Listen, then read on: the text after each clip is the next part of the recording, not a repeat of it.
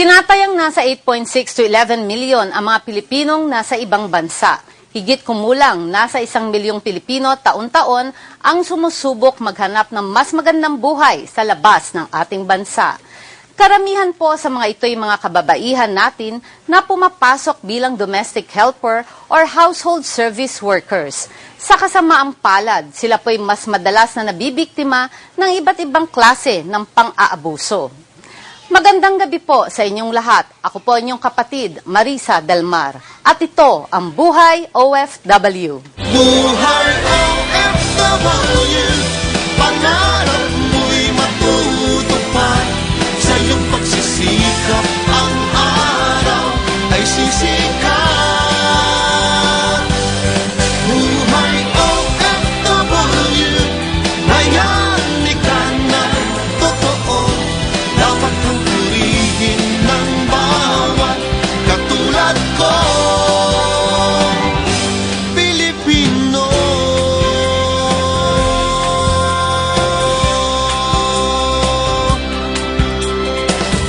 Buhay OFW.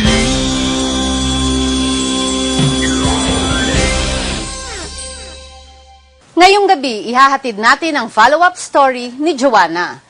Kung inyo pong matatandaan sa pamamagitan ng isang kaibigan, si Joanna po ay dumulog sa ating programang Buhay OFW para humingi ng tulong.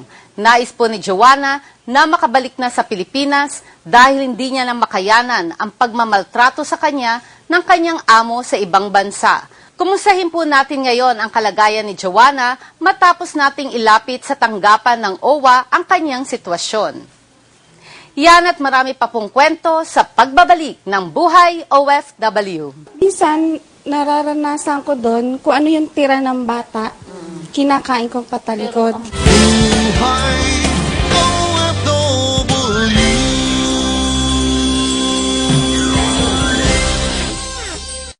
Buhay OFW.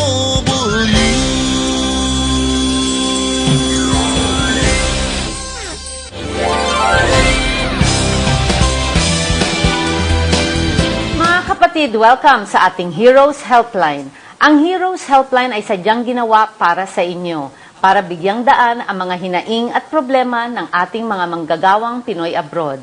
Maaari po kayong tumawag sa mga numero makikita ninyo sa inyong mga telebisyon, 8891-172, 986-9220, or 8892-130. At tutugunan po natin ang ating mga katanungan, issues at suliranin sa lalong madaling panahon. Kasama natin ngayong gabi ang kaibigan natin mula sa POEA para tulungan ang kababayan natin na si Joanna po na bukod sa hindi kaaya-ayang naging karanasan niya bilang domestic helper sa Cyprus ay pinagsamantalahan pa po ng recruitment agency na nagpadala sa kanya doon. Welcome po sa Buhay OFW. Makakasama po natin si Attorney Cesar Hernandez Jr.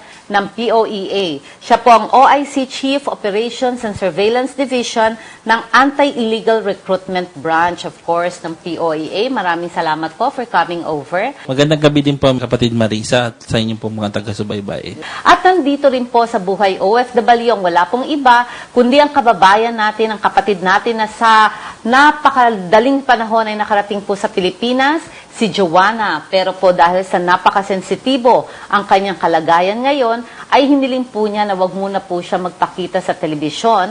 Pero dahil sa gusto niya makatulong sa ating mga kababayan, pinaunlakan naman po niya ang Buhay OFW na ikwento ang tunay na nangyari sa kanya. Sige, Joanna, pwede bang ikwento mo sa amin na nangyari sa iyo sa Cyprus para mas maliwanagan at makatulong tayo sa mga kababayan natin abroad?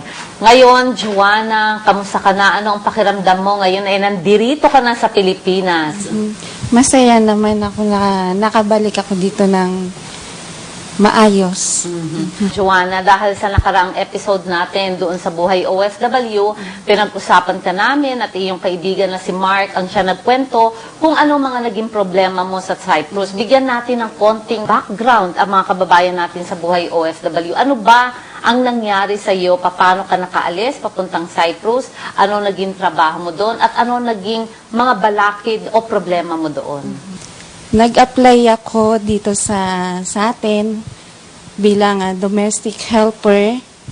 Sa iniisip ko dahil sinuwerte ako, dahil napili ako, masaya ako noon, ginawan ko ng paraan yung pagbabayad sa agency na sinasabi nilang halaga. Ginawan ko yun ng paraan. Then, nakaalis din ako kaagad-agad. Pagdating ko doon, hindi ko inisip na ganun pala kabigat Ang trabaho. trabaho. Pagkarating ko, nag-umpisa na ako sa trabaho ko. Then, sige lang ako dahil ang gusto ko naman talaga trabaho. at Ilang oras kumita. ka nagtatrabaho doon? Nung una, okay pa. Maalwan-alwan pa. Kasi tinuturuan pa nila ako kung paano magtrabaho. After a week, more than 10 hours, 14 hours lagi, ganyan. 10 to 14 hours ang naging trabaho mo. Pag weekend, 16 hours. Oh, mas matindi pag kasi weekend. kumpleto sila lahat. Lahat eh. nandun sa bahay. Okay. Yung sinasabi nila sa akin pahinga, na everyday mayroon akong pahinga na 2 hours, nawala.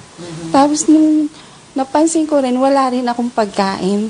Oh, paano yun? I mean, hindi ka kasama sa pagkain nila? Hindi nila ako niyayaya.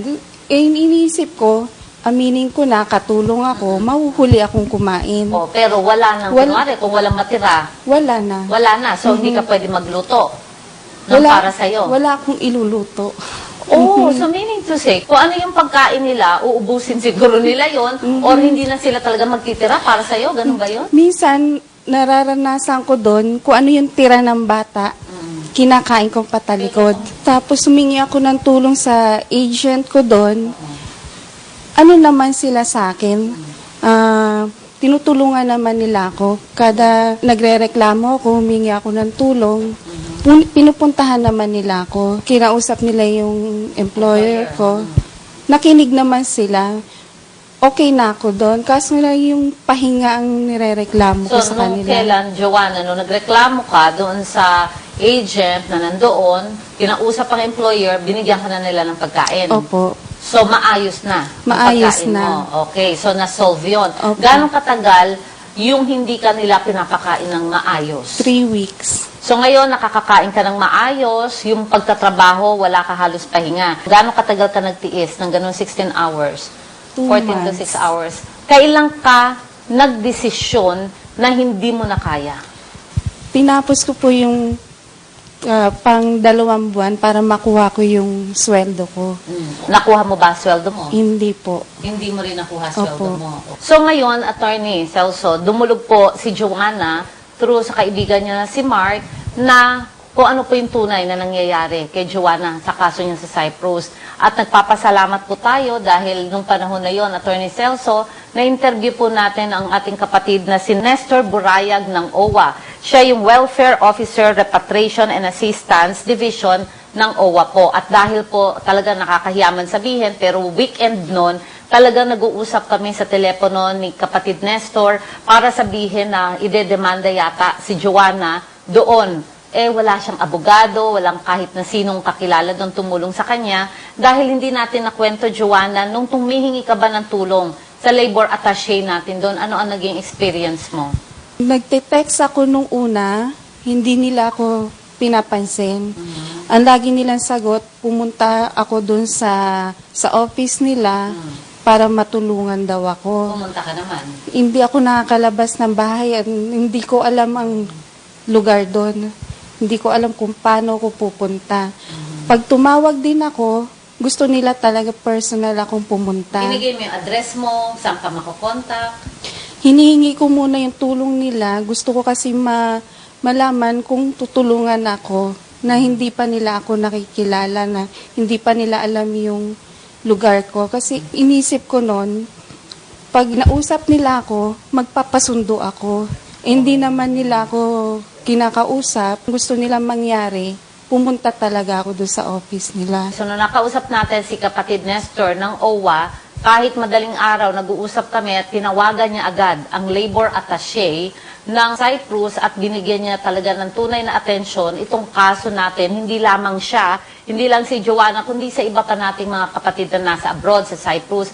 At naliligayahan kami dahil noong mga panahon na yun, gusto niya nang bumalik sa Pilipinas, wala siyang pamasahe, wala siyang gamit at wala rin siyang sweldo. Ano ang nangyari sa iyo doon? Paano ka nakarating dito bukod sa tinulungan tayo, of course, ng labor attaché dahil nalaman nila na nagreklamo siya sa OWA, Attorney Celso, siguro kahit papano nabigla sila dahil siya lang daw ang kauna-unahan na OFW natin na nagreklamo at nagsumbong pa sa ating ahensya. Ano ang nangyari noon? Nasa agency po ako doon. Tapos, biglang kinausap ako na yung may-ari ng agency.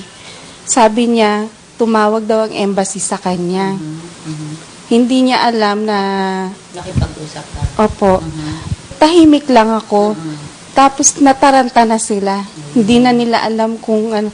Tinatanong nila ako kung anong ginawa ko, kung nagsumbong ba ako.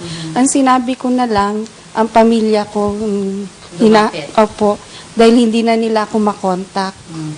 So ngayon naman, na nandito ka na ngayon, tatanungin naman natin ngayon si Attorney Celso, Joanna, dahil yung katanungan mo, ano ngayon ang gagawin mo doon sa recruitment agency na nagpadala sa kanya dahil nakunan siya, Attorney Celso po, ng 115,000 pesos. When we interviewed before si ating administrator Carlos Cao, ang sabi po niya, pag domestic helper or yung tinatawag nating bagong household service worker, wala daw pong placement fee. At kung iba naman pong klaseng trabaho, 1 month salary, hindi pwedeng lumaki. Ano pong masasabi niyo dito? So, kapatid na Marisa, no, makikita natin doon sa sitwasyon na dinaanan ni Joanna doon sa kanyang ahensya. Makikita natin na mayroong paglabag sa mga recruitment rules and violation na nakomit tong ahensya niya na nagpadala sa kanya sa Cyprus. Unang-una na nga rito, gaya ng sinasabi mo, yung paniningil ng placement fee sa kanya under sa Governing Board Resolution number 6 ng 2006. Pinagbabawal ang paniningil ng kahit na anumang placement fee mula sa isang household service worker bago siya umalis o yung makatapos siyang umalis at ito'y dededuct sa kanyang salary. No, pinagbabawal ito. Gayun din, kung mayroon pang mga ibang violation na nagawa, maaari nating itong ikaso sa ahensya. Gaya na lamang ng kung hindi siya na-issuehan ng isang resibo or mayroong mga misrepresentasyon na nangyari sa kanya. Gaya nga sasabi niya, overwork siya, sumobra dun sa tinatakda ng batas o hindi siya nabigyan ng tamang panahon para siya makapagpahinga sa pang-araw-araw niyang gawain. No? Isa rin sa maaari natin niyang maabil na recourse dito sa amin ay yung pagsasampahan ng disciplinary action against sa kanyang employer. Sa nauna kong nasabi, ito yung natawag nating recruitment violation case against the agency. Meron din tayong natawag na disciplinary action case against dun sa employer. Nasabi nga niya, hindi nagbibigay ng pagkain o di kaya hindi nagbibigay ng offsetting benefits nun, gaya ng food allowances, hindi nagbibigay sa kanya ng sapat na panahon para siya yung makapagpahinga. Sabi nga natin, bagamat ang nature ng trabaho ng mga household service worker ay on-call, pero sinasabi nga, dapat binibigyan sila ng sapat na pagkakataon para makapagpahinga. Hindi dapat na tuloy-tuloy na mabigat na trabaho ang papatrabaho sa ating mga household service worker. Alam mo, Attorney Celso, marami pa tayong pag-uusapan sa naging karanasan ni Joanna. Magbabalik pong muli tayo dito sa Buhay OFW. Buhay OFW.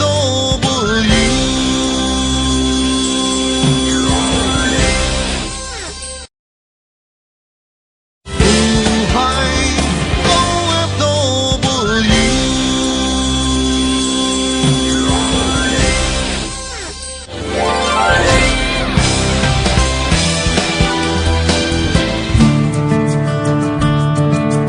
Sadyang may kakambal na panganib ang paglalayag.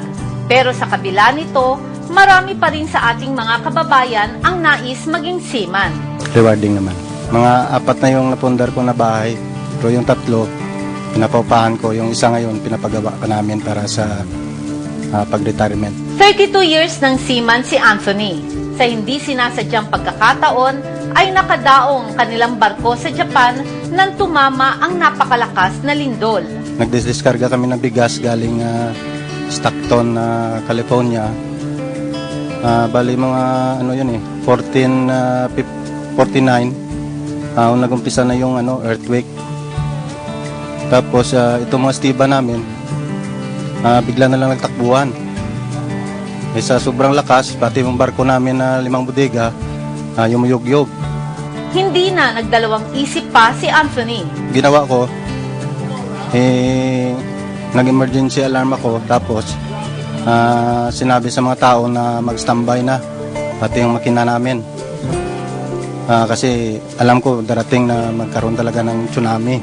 Bigla na lang umangat yung barko, tumaas yung tubig, kaya ginawa ko, pinaputol ko na lang yung mga lubid namin. Tapos wala kaming piloto, wala rin tagbot, inilabas ko sa Puerto yung barko. Paglabas namin sa breakwater, sumunod naman yung isang malaking siguro mga 15 meters yung laki. Nadadrag kami doon sa tabi. Buti kumagat lang yung makina namin, kaya nakaiwas kami. Nagdrifting kami sa 100 miles away from shoreline.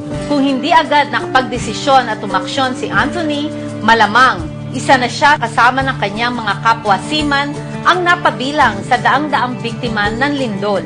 Sa mga nais magseaman, ito ang payo ni Anthony. Yung sa mga gusto naman magseaman, mas maganda ngayon yung pag pumasok kayo na maging seaman, kasi sa sweldo, malaki may tutulong sa pamilya. Kung kayo po ay may mga kwento na nais ibahagi sa Buhay OFW, sumulat po lamang sa OFW in Focus, Buhay OFW email o tumawag sa mga numerong 8892-130, 889-1172 or 986-9220.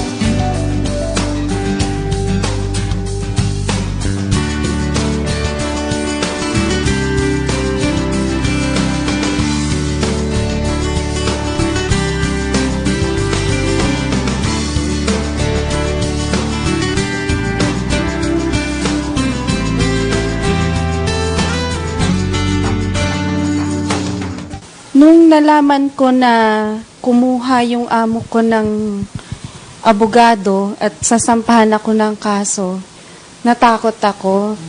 Sinabi ko sa kanila, gusto ko na umuwi. Buhay OFW.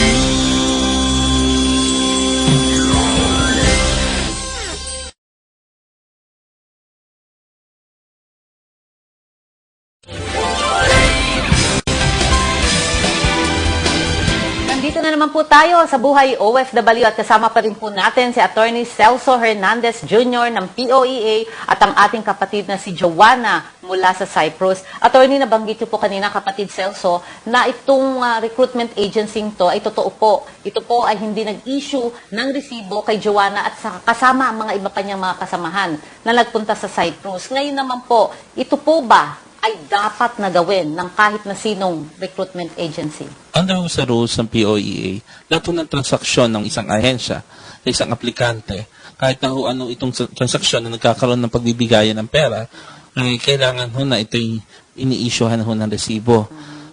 Pinagbabawal namin sa aming rules ang hindi pag-i-issue ng resibo. Magamat madalas itong ginagawa ng mga ahensya, sinasabi namin na ito'y isang lantarang paglabag sa aming rules, ganyan din sa rules ng iba pang ahensya gaya ng BIR na sinasabi dahil dun sa mga transactions sila na hindi nare-records. Kapatid Celso, ano kung kaso ang pwede nating ihain kung ang isang ahensya ay hindi nagbibigay ng resibo? Bali, ito din po ay babagsak na sa natawag nating administrative case against the agency for violating recruitment rules and regulation. Kaya nga ho nang sabi natin kanina, isa na ho sa kanilang violation yung paniningil sa kanya ng placement fee. Sobrang taas. Actually ho, hindi ho sobrang taas. Hindi dahil dapat. hindi ho dapat, Ayun. dahil pinagbabawal ho ito ng batas na maningil ng placement fee mula sa isang household service worker. Ngayon din po, kasama din po doon yung pangalawa po, yung hindi pag-i-issue ng resibo. No, kailangan bawat transaksyon may resibo na ini-issue ang isang ahensya. Ngayon din po, sinasabi din natin, maaring may mga misrepresentasyon na sinabi ang ahensya sa kanya na siyang nagtulak sa kanya upang magpatuloy sa pag-a-apply. Na kung itong mga bagay na ito, gaya ng malabis sa pagtatrabaho, yung sobra-sobrang pagtatrabaho, kung nalalaman lamang niya, hindi siya Hindi na siya tutuloy. pupunta. So, maaaring may misrepresentasyon doon ng ahensya, o maaaring sa laki ng pamilya o household na kanyang pinagsisilbihan. Maaaring sobrang laki ng pamilya at nag-iisa lamang siya. Basta kahit sino na mapagsasabihan na ganitong kalaki ang pamilya na yung pagsisilbihan, natural na aatras at hindi magpapatuloy sa kanyang trabaho. Tama. Joanna, pwedeng malaman ilan ba ang pamilya na pinagtatrabahuhan mo? 4 sila pag weekdays, pag weekend 5. 3 bata, tapos mag-asawa. Ngayon, Joanna, pwede ba nating malaman paano ka nakarating dito sa Pilipinas? Nung nalaman ko na kumuha yung amo ko ng abogado at sasampahan ako ng kaso, natakot ako. Sinabi ko sa kanila, gusto ko na umuwi. Kasi hindi ako makakalaban doon eh. Ay ko ano na mangyayari sa akin kasi pwede nila akong gawa ng kwento. Pinilit ko sila, sabi ko, gusto ko na umuwi. Tapos nung tinanong nila yung amo ko, ayaw akong sabitin yung lahat ng mga expenses. Tapos tinanong din nila dito sa agency ko dito sa Pilipinas, ayaw din. Sila na mismo ang sumagot, yung agent ko dun sa Cyprus. Sinagot na nila para inaano nila, baka madamay daw sila. Tapos tinatanong nila ako, may nagawa ba kami mali sa'yo? Pag tinanong ka ng labor, anong isasagot mo?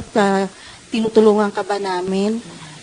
Sa akin naman po, sa tuwing lumalapit ako sa kanila, tinutulungan naman nila ako. So, ang sagot ko sa kanila, tinutulungan nyo naman po ako lagi. Wala akong problema sa inyo. Ang problema, attorney, yung agency dito sa Maynila, hindi yung agency na nasa Cyprus. Yun yung tumutulong daw sa kanya doon. Pero yung agency sa Manila na kumuha sa kanya ng 115,000, yun ang walang itinutulong sa kanya. Na naalarma sila, na gusto na rin siyang tulungan ng husto, dahil baka pati sila ay madamay dito sa pagrereklamo ni Joanna.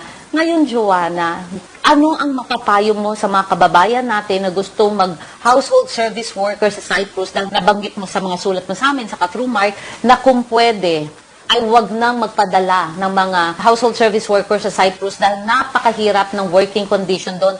Ano ang masasabi mo? Una po, bago sila pumili ng lugar na pupuntahan, alamin muna nila yung culture nila doon, yung mga taong makakasama nila, kung ano yung ugali nila, paano sila pakikitunguhan. Kasi sayang gagastos tayo ng malaki. Pagdating doon, hirap. Problema din, mas malaking problema. Paano kung walang tutulong? Paano kung wala tayong itutulong sa ating ibang tao? Uuwi tayo ng walang-wala. So, sa akin, bago umalis, isipin muna mabuti. Ang Cyprus ba, anong mga tao to? Europeans? Ano ba mga tao to, attorney? Ano ba ang Cyprus? European Sila. Kasi ang sweldo mo doon Euro. ay euro. Yun nga Magkano po yung kasi sweldo mo? pag narinig na euro, ang sarap Ang laki sa ng tenga dating, eh. diba? Opo. Magkano yung monthly mo? 311 Euro. Opo. Pag nabasa po yung kontrata, talagang magugustuhan mo kasi 7 hours lang ang nakalagay sa kontrata. 8 hours, 7 hours. 7 hours okay. lang siya. Ay, yung sobra doon, babayaran ka. So, yun ang naisip ko. Malaki yung makukuha kong pera, malaki yung babalik sa akin. Okay. So ngayon, Joanna, nakuha mo ba yung unang sweldo mo na hindi binigay sa'yo? Yung unang sweldo ko po nakuha ko. Okay. Yung pangalawang yung pangalawa, hindi sa akin binigay. Ang Yung agent ko, yung doon, yung agency doon, sila na po yung nagbigay sa akin ng pera. Oo, dahil ayaw na nilang madamay pa kung anumang kaso ang idudulog ni Joanna dito sa Manila. So, sino ngayon na nagbayad ng pag-uwi mo dito? Yung agency rin po sa Cyprus. Dahil nung nakatanggap na sila ng tawag mula sa embassy at saka sa OWA, biglang sabi nga ni Joanna, nataranta po sila, so willing na sila na i-extend ng gusto ang kanilang hand. Ngayon, nakikipag-ugnayan ba sa'yo yung local agency dito sa Pilipinas? Opo. Kasi nung nalaman nila na nag-file din ako ng complaint sa Cyprus against sa kanila, dahil nalaman ko na bawal yung paniningin nila sa akin, nagsampa rin ako sa kanila doon ng complaint na ang sabi po ng consulate, i-forward nila sa POEA. Agad nila akong kinontak. Bigla na contact ka, ha? Opo. Okay. At kinausap nila ako na kung ano yung demands ko. Okay, so anong sinabi mong demands? Ibalik sa akin yung pera unang-una dahil uuwi ako na walang-wala akong Walang pera. wala pera, attorney. Okay. Ano ho ang mga precautions? Kunwari, nag-decide si Joanna na tanggapin niya yung perang isosoli sa kanya dahil pera niya yon. Kailangan ba siya mag-demand ng damages? Or kung tatanggapin niya, hindi na ba siya pwede magdemanda? Talagang totally i-close niya na kung ano man yung mga demandang i-file niya doon sa Cyprus? Gagabant po kasi po ang POEA, hinihikayat namin na ang isang complainant ay magpatuloy ng kanyang pagkakaso laban sa isang ahensya. Nasabi rin nga ho namin na karapatan naman ho ng isang complainant kung ayaw niya na dumaan pa sa proseso at magkaroon ng madali ang katugunan doon sa kanyang pangangailangan na kung gusto niya pumasok sa isang amicable settlement. Kaya hindi naman ho namin sila pinipigil sa ganun dahil ito'y karapatan po nila. Kaya hindi po, pero kailangan po nilang malaman na karaniwan po pag pumasok ng isang amicable settlement, kasama na po rito yung pag-execute nila ng waiver at quit claim at ang kanilang pagsusurrender dun sa kanilang karapatan na mag-file ng kahit anumang kaso, anumang uri, administratibo, kriminal, at anumang money claims laban dun sa ahensya, dun sa employer, at sa employer po na kanilang pinuntahan. Kasi gaya ko kanina, sinabi ko, may administrative case ang isang ahensya. Kaya din po, under sa batas, ang labis-labis na paniningil ng placement fee at mga misrepresentasyon, babagsak din po ito sa krimen na illegal recruitment, na criminal in nature po. Yan, ganun din po, kung hindi ho nasunod yung kanyang kontrata, at meron siyang mga hindi nakuha, gaya ho, 16 hours siya nagtatrabaho, samantalang sa kanyang kontrata, nakasulat lamang ay 7 hours at ang excess po dito ay kailangan bayaran ng overtime.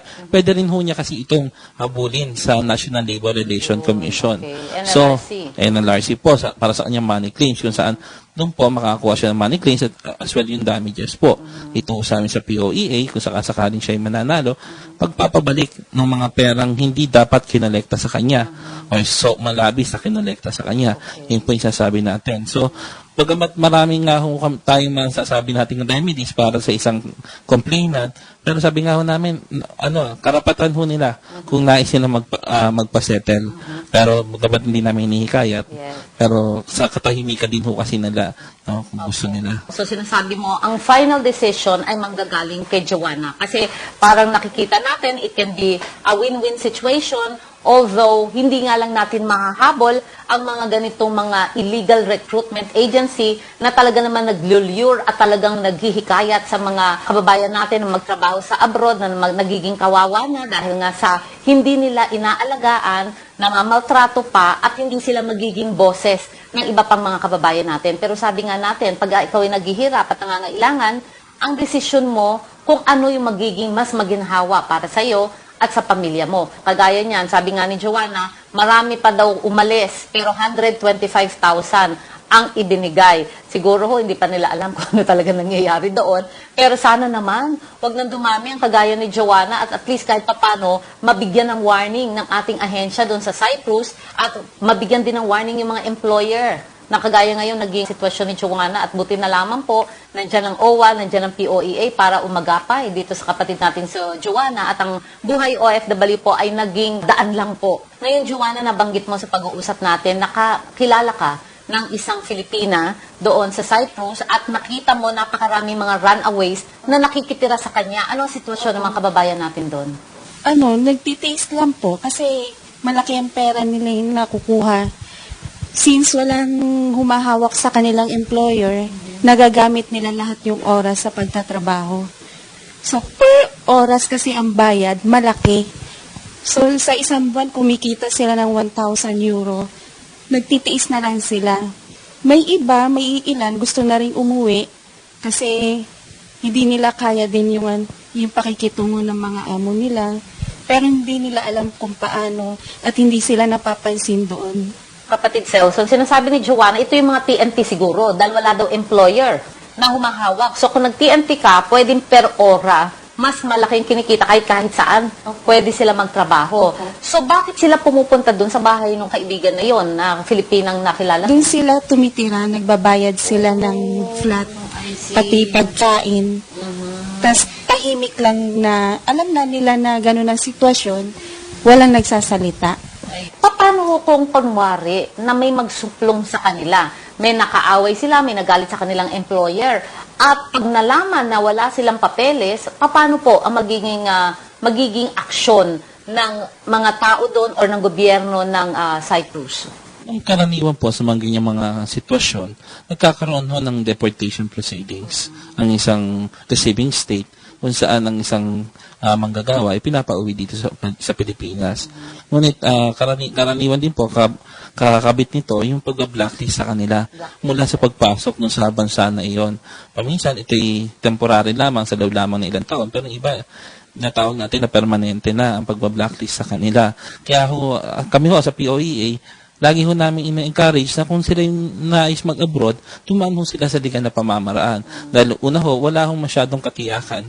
No? Kung ikay papasok doon sa pamamagitan ng illegal na pamamaraan, magkakaroon ka ng illegal na status sa loob ng bansa na yon, kung saan magiging susceptible ka sa iba't ibang pang-aabuso at exploitasyon na maaaring kabagsakan ng isang manggagawang hindi dokumentado.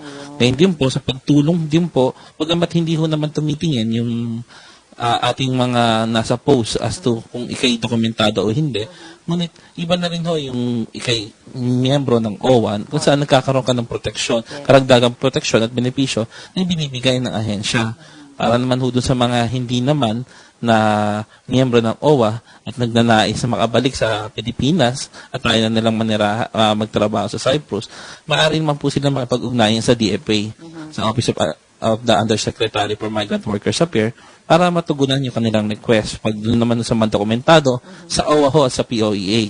Kasi under sa rules natin, ang isang deploying agency po ay siyang may obligasyon para mapabalik ang isang manggagawa dito sa Pilipinas sa mga ganong klaseng sitwasyon. Ako, maraming salamat. Napakaliwanag po ng ginawang explanation ng ating kapatid na si Celso. Sa mga kababayan po natin sa Cyprus, sana po ay maging ehemplo sa inyo si Joanna. Ibigay nyo inyong kwento at tingnan natin kung ano po magagawa ng buhay OFW. Habang po may kwento po kayo dyan, hindi po kami mawawala dito at maraming salamat kay attorney, kay kapatid Celso Hernandez Jr. ng POEA. Kaya kayong mga illegal recruitment agency, nako, maghanda po kayo. Dahil ito pong si kapatid Celso ay talagang hahabulin po kayo kasama ang ating administrator, Carlos Cao. At syempre, Joanna. Salamat po sa Buhay OFW at kay Ate Marisa sa mabilisan yung pagtugon sa aking kalagayan, sa aking naging problema. Nagpapasalamat po kami kay kapatid Nestor Burayag ng OWA dahil po talagang kahit madaling araw nagtatawagan po kami.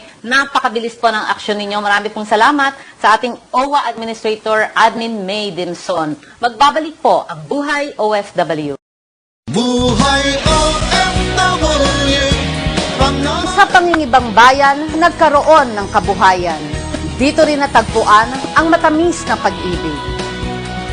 Parang wala ng wakas ang labis na kasiyahan. Pero bakit sa huli, naging mailap ang kapalaran? Dapat na lang bang tanggapin ang kabiguan? Samahan niyo po ang inyong lingkod, Ate Marisa Del Mar, para lubos na maunawaan ang tagumpay at kabiguan ng ating mga bagong bayani dito sa Buhay OFW. Sabado, alas 10 ng gabi, dito pa rin sa Action TV. Ako po inyong kapatid na handang maglingkod, Ate Marisa Del Mar, kakampi, kaibigan at kapatid ng mga manggagawang Pilipino sa buong mundo.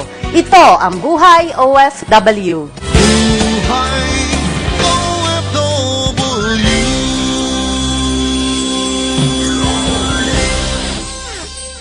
OFW.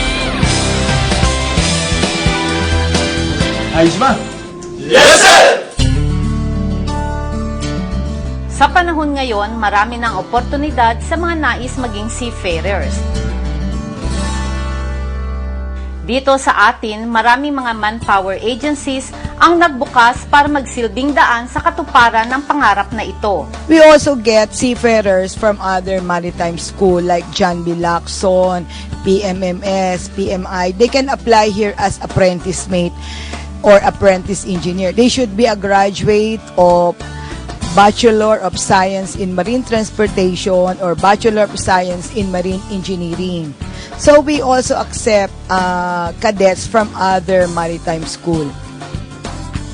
40 years na ang Baliwag Navigation sa manning and shipping industry. Palatandaan ng isang matatag at mapagkakatiwalaan na kumpanya. We supply the seafarers from apprentice mate to master.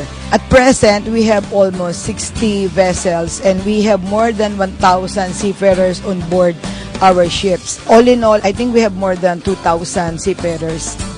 Meron na din silang sariling maritime school, ang Baliwag Navigation. They can apply in our school in Baliwag Maritime Academy because we offer also scholarship for those who are deserving. They are given a priority for deployment if we are a graduate of our maritime school. Not only Baliwag Navigation will be getting you, but also many manning companies are getting our own graduates. Hindi madali ang maging isang seaman. Kailangan na iba yung sipag at tiyaga para maging isang professional seafarer. If they have the passion to become a seaman, because studying a maritime course takes a lot of patience and devotion, because once you go on board, you will be away from your family and it will take you about 10 months to 1 year to go back to your family. And if you have the passion and drive to become a seafarer, I don't think there's a problem. But if you're only after with a good income and you don't have the passion for it, I don't advise you to study a maritime course. Pero para sa mga buo ang loob na magkaroon ng karir sa propesyon na ito, We really lack senior officers or junior officers. You should be a graduate of a maritime course.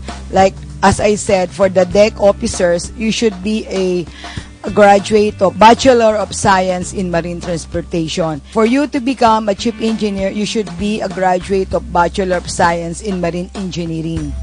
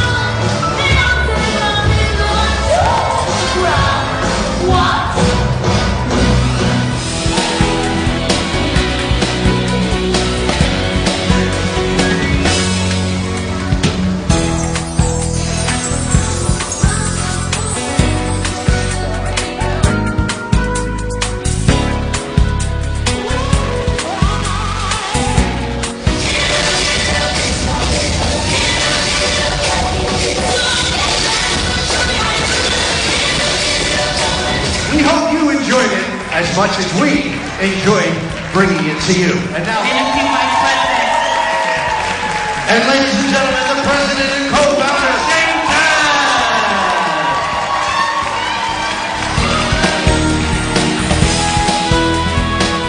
sadyang swerte-swerte lamang ang pagtatrabaho sa abroad. Pero wag po sana nating hayaan na tayo ay maabuso dahil sa kakulangan ng kaalaman. Marami ng ahensya at organisasyon ang nagbibigay ng training at handang sumaklolo. Huwag po tayong matakot na magsalita at humingi ng tulong. Hanggang sa muli, ito po inyong kapatid na handang maglingkod, Ate Marisa Dalmar, kakampi, kaibigan at kapatid ng mga manggagawang Pilipino sa buong mundo. Ito ang Buhay OFW. Sariling bahay o basta makaipon lang, okay na yan. Kukuha ko na yung mga pangarap ko. Unang-una yung makabahay ako, makabili ng mga lupa sa probinsya. Ay doon, makapag-ipon ako uli, tapos makapagtayo uli ng negosyo dito sa Pilipinas. Expected yan. Thank you, ma'am. Welcome.